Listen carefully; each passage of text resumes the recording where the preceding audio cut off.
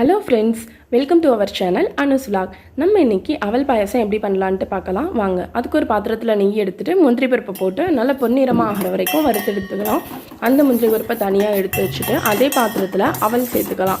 அவல் சேர்த்துக்கிட்டு அவலும் பொன்னிறமாக ஆகிற வரைக்கும் நல்லா ஃப்ரை பண்ணிக்கலாம். அவல் பொன்னிறமாக ஆனதும் அதில் பாலை சேர்த்துக்கலாம். பாலை சேர்த்து நல்லா கலந்து விட்டுக்கலாம்.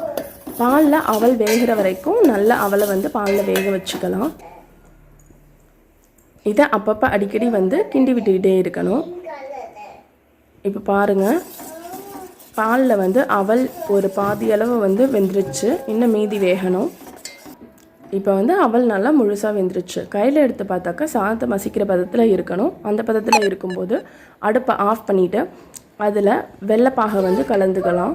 அப்போ தான் பால் திரியாமல் இருக்கும். இப்போ பாருங்கள், சூப்பரான அவல் பாயசம் ரெடி ஆயிடுச்சு. இந்த வீடியோ உங்களுக்கு பிடிச்சிருந்தா நம்ம சேனலை சப்ஸ்கிரைப் பண்ணிக்கோங்க. தேங்க்யூ.